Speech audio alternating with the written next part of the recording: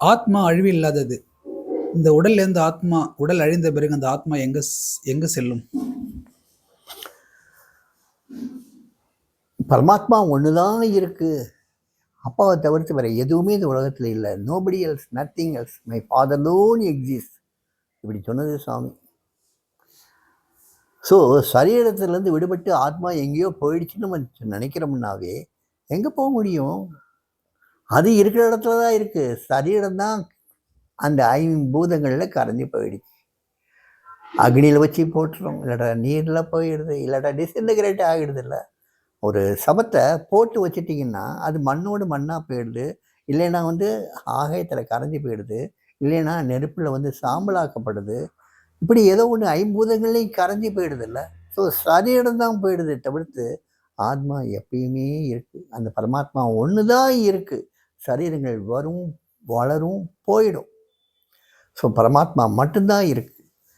அது எங்கேயும் போகாது. அது நீக்கமறை எல்லா இடத்துலையும் நிறைந்திருக்கக்கூடிய ஒரு வஸ்து எங்கிருந்து எங்கே போகும்? எங்கே அது இல்லை, எங்கேயும் போகிறதுக்கு ஏதாவது ஒரு இடத்துல இல்லைன்னா இங்கிருந்து அங்கே போகலாம். அதான் அங்கேயும் இருக்கு, இங்கேயும் இருக்கு, எங்கேயும் இருக்குங்கிற ஒரு வஸ்துவை எங்கிருந்து எங்கே போக வைக்க முடியும்? போகிறது இந்த சரீரம், கண்ணுக்கு தெரியக்கூடிய சரீரம், உணர்வுகளுக்கு உட்பட்ட அந்த சரீரம், இதுதான் போகும். புத்திக்கு உட்பட்ட அந்த சரீரம் இதுதான் போயிடும். இந்த பஞ்சபூதங்களை கலந்து மறைஞ்சிடும், போயிடும். ஆனால் அந்த பரமாத்மா எப்பயுமே இருக்கக்கூடிய வஸ்து, எல்லா இடத்துலையும் இருக்கக்கூடிய வஸ்து. இதைத்தான் சாமி ஆரம்பத்திலிருந்து திருப்பி திருப்பி சொல்லிட்டு வந்தார். My father lone exist, nobody else, nothing else, இந்த பாஸ்ட், இந்த ப்ரெசன்ட், இந்த future, my father lone exist. என் அப்பா தான் இருக்கார், வேற யாரும் கிடையாது, வேற எதுவும் கிடையாது.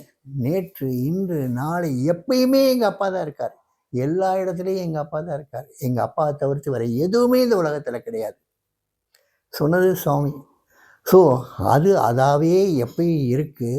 இந்த சரீரம் போகும், கண்ணுக்கு தெரியக்கூடிய சரீரம் போகும், அவ்வளோதான்.